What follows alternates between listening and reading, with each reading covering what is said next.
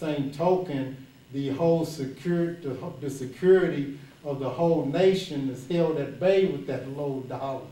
Okay, if we have a high dollar, that would tend to reduce the exports, but the economy of the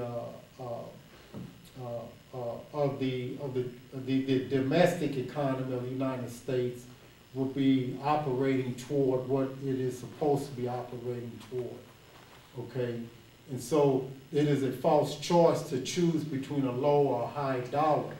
Okay, it is the high dollar that is the best for the economy, because the higher dollar attracts investments, into our economy, and that's what sustains the, our economic security.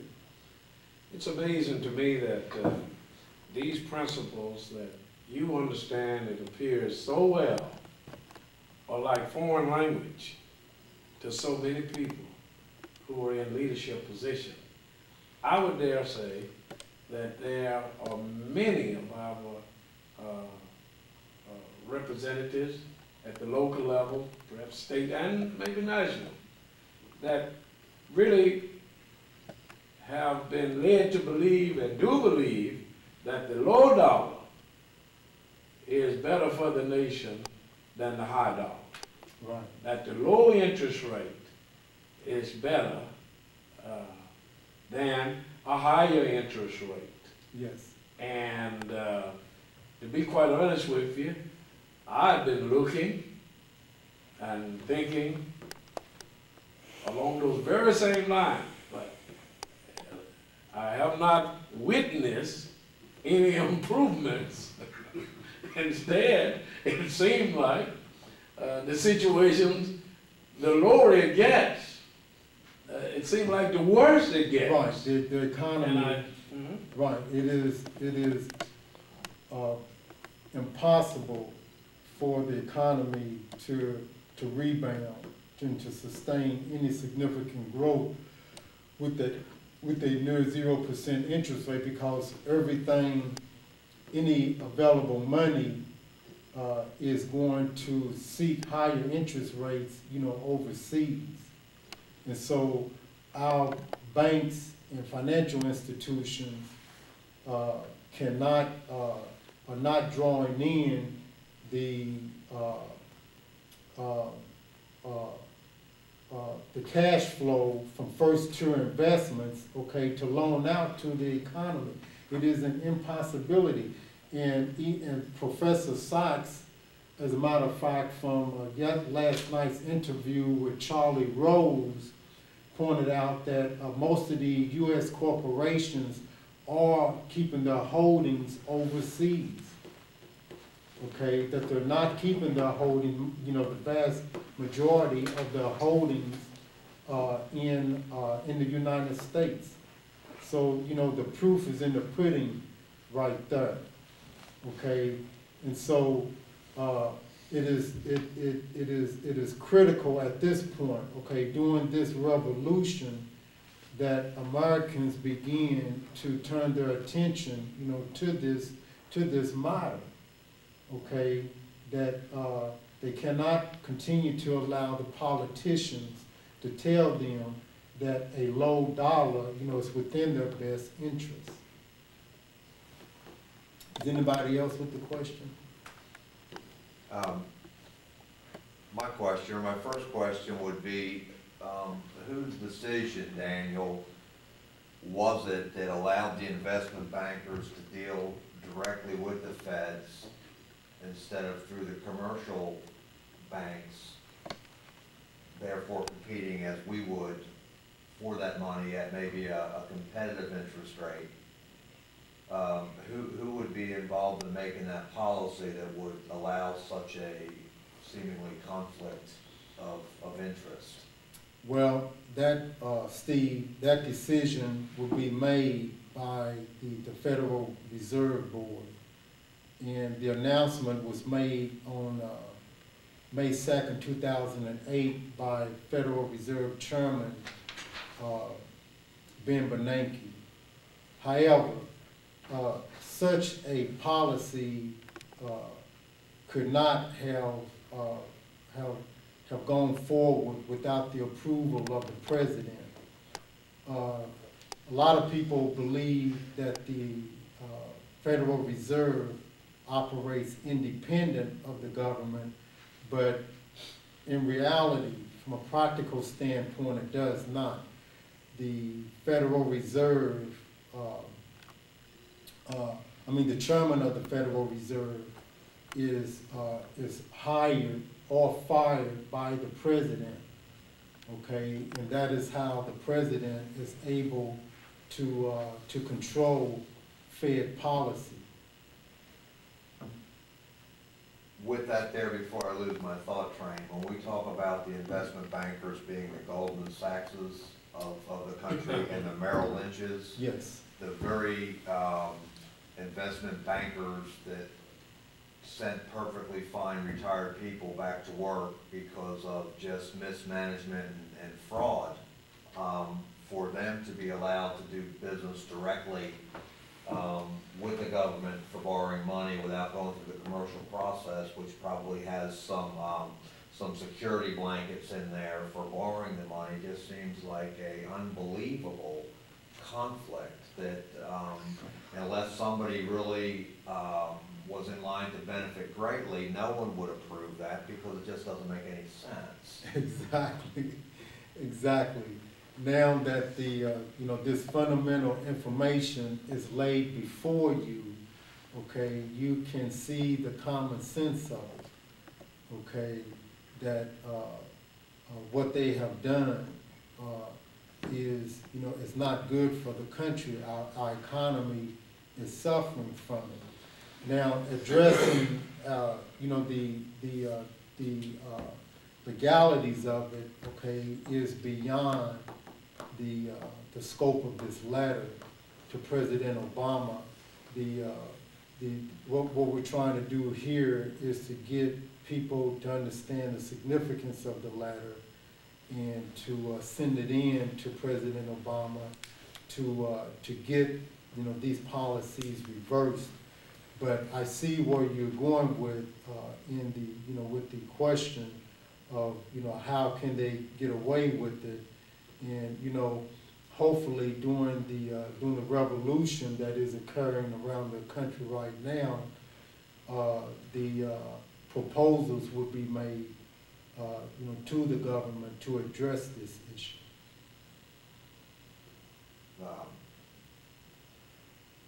Another question. Yes, sir.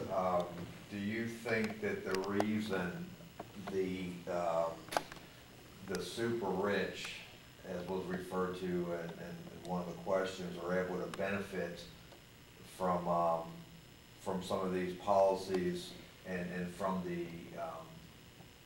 borrowing money the way they do is because on the first tier type investments, okay, is because the people that it would be lent to in order to become second tier investments. Yes.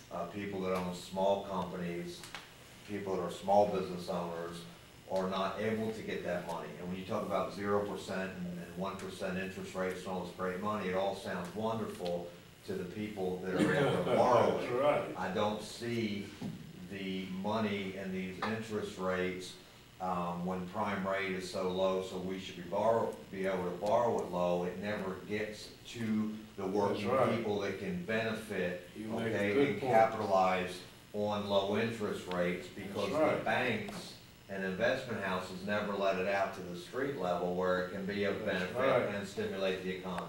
Okay, what happens is it stays up amongst the Warren Buffetts who want to at 1% that buys a railroad. Okay, and you can buy a railroad for several $100 million, but railroads may only employ 10 people. I don't that's not a big economic boost.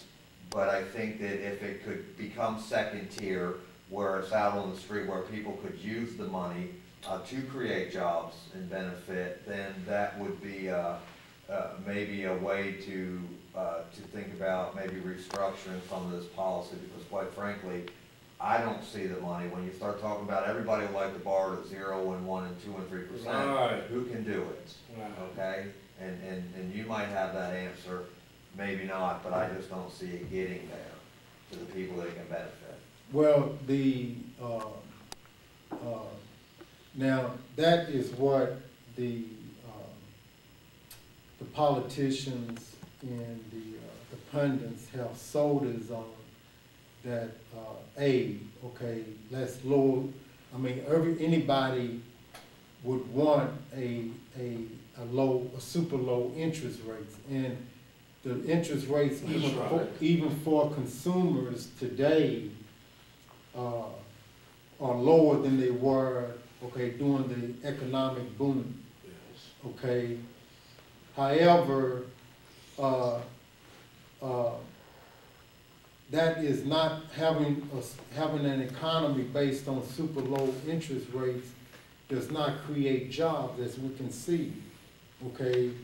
It is not within our interest to have a 0% prime interest rate so that consumers can borrow at 2% or 3%, okay? Of course, anybody. Oh, I agree with that, and not to cut that off, Yeah. but so only the select people that are allowed to get it at that percent never funnels down, but even if the prime rate was raised to a healthy 5 or 6%, as what you're insinuating it would be, if the money would still go out on the street, then at 7 or 8 or whatever would be lent, that's wonderful. Where I think that the breakdown is the money's still not going. Well, that's right. If the prime is 5%, so now we're all at 6 or 7, we can all live on a fair playing field. But if it's 1% to these people, but it never comes out at any rate to the streets where the rubber hits the road, I think that the problem is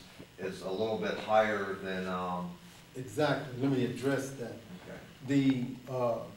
As I pointed out in my answers to Steve's questions, is that certainly what is happening is that a lot of the money is being borrowed from the feds by these investment bankers and shipped directly overseas for immediate return. And we're just talking about the immediate returns of depositing Sure. Large sums of money. large sums of money into the Chinese banks, the banks over in Taiwan, the banks over in the Philippines and elsewhere in Asia and around the world. And that leaves our country still struggling. Exactly. We don't get the benefit of those investment dollars. They're going, and we're just talking about, they're going over there as first tier investments. And then those dollars are loaned out into the economy, okay, to generate jobs. They're getting 8, 9, 10%. I'm sure in some cases 12%. Australia's prime interest rate back in 2009 was a whopping 7.25%, higher than what China's is today. We're talking just the prime wholesale interest rate that the banks pay to borrow from the feds. Okay, and so at that time, Australia's retail rate, that is the rate that they would pay to hold money, to first tier investors, would be somewhere around 11, 12, 13%. Daniel, this gentleman makes a fundamental true statement. Yes. That is pertinent, that's critical to economic improvements in our country. And that is